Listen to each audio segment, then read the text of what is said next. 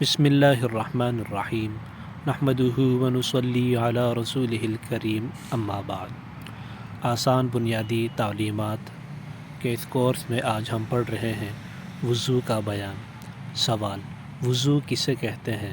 جواب: وضو اسے کہتے ہیں کہ آدمی جب نماز پڑھنے کا ارادہ کرے تو صاف برتن میں پاک پانی لے کر پہلے گھٹنوں تک ہاتھ دھوئے، پھر 3 بار کلی کرے، مسواک کرے، پھر 3 بار ناک میں پانی ڈالے اور ناک صاف کرے، پھر 3 بار منہ دھوئے، پھر کوہنیوں تک دونوں ہاتھ دھوئے، پھر سر اور کانوں کا مسح کرے، پھر دونوں پاؤں ٹخنوں تک دھوئے۔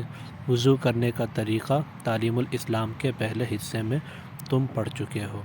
اس پر ہم پہلے ایک ویڈیو میں بات کر چکے ہیں وضو کے طریقے کے بارے میں۔ وضو کے تفصیلی احکام یہاں پر ذکر کیے جاتے ہیں کچھ۔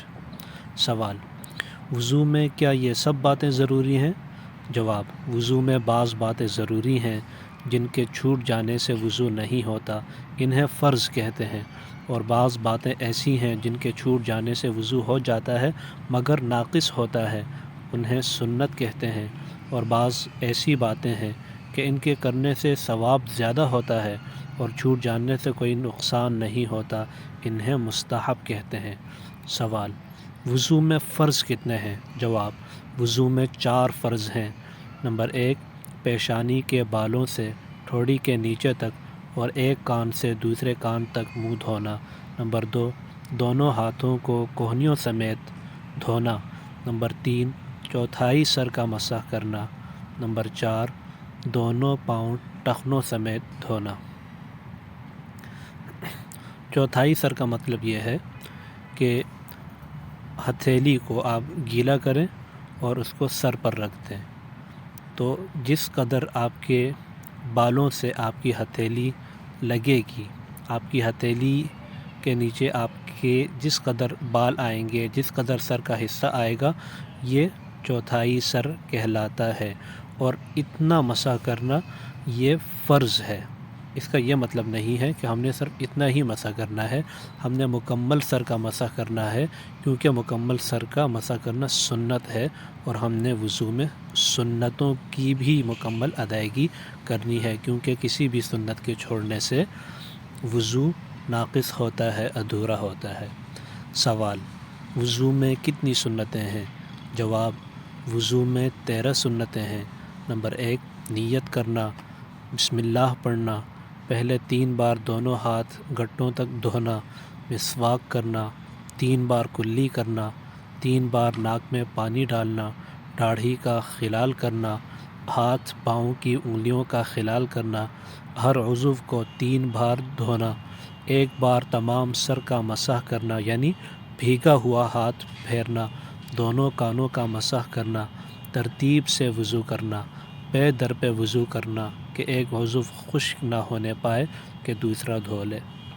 پے در پہ وضو یعنی لگاتار وضو کرنا، یہ نہ ہو کہ ہاتھ دھو لیں اور اس کے بعد پھر کافی دیر کے بعد آپ منہ دھوئیں، پھر کافی دیر کے بعد آپ پاؤں دھوئیں، تو یہ سنت طریقہ نہیں ہوگا، اور اس پر وضو پر جو اجر ہے وہ نہیں ملے گا۔ سوال: وضو میں مستحب کتنے ہیں؟ جواب: وضو میں 5 چیزیں مستحب ہیں۔ نمبر 1: دائیں طرف سے شروع کرنا، بعض علماء نے اسے سنتوں میں شمار کیا ہے اور یہی قوی ہے۔ دائیں طرف سے شروع کرنے کا مطلب یہ ہے کہ جو اعضاء دو ہیں، جیسے ہاتھ، پاؤں، تو ان میں سے پہلے دائیں طرف کو دھوئیں، دائیں ہاتھ کو دھوئیں پھر بائیں کو، دائیں پاؤں کو دھوئیں پھر بائیں کو۔ نمبر 2: گردن کا مسح کرنا، وضو کے کام کو خود کرنا، دوسرے سے مدد نہ لینا۔ نمبر 4: قبلے کی طرف منہ کر کے بیٹھنا۔ نمبر 5: پاک اور اونچی جگہ پر بیٹھ کر وضو کرنا۔ سوال: وضو میں کتنی چیزیں مکروہ ہیں؟ جواب: وضو میں 5 چیزیں مکروہ ہیں۔ مکروہ کا مطلب یہ ہے کہ وہ باتیں جن سے وضو کرنے کے اجر میں کمی آتی ہے، اور جن باتوں کو ناپسندیدہ کہا گیا ہے شریعت میں، ان باتوں سے بچنا چاہیے، ان کو مکروہ کہتے ہیں۔ وضو میں 4 چیزیں مکروہ ہیں، ناپسندیدہ ہیں۔ نمبر 1 ناپاک جگہ پر وضو کرنا، نمبر 2 سیدھے ہاتھ سے ناک صاف کرنا، نمبر 3 وضو کرنے میں دنیا کی باتیں کرنا، نمبر 4 سنت کے خلاف وضو کرنا۔ سوال: کتنی چیزوں سے وضو ٹوٹ جاتا ہے؟ جواب: 8 چیزوں سے وضو ٹوٹ جاتا ہے، انہیں نواقض وضو کہتے ہیں۔ نمبر 1 پاخانہ پیشاب کرنا یا ان دونوں راستوں سے کسی اور چیز کا نکلنا۔ نمبر 2 ریح یعنی ہوا کا پیچھے سے نکلنا۔ نمبر 3 بدن کے کسی مقام سے خون یا پیپ کا نکل کر بہہ جانا۔ نمبر 4 منہ بھر کے قے کرنا۔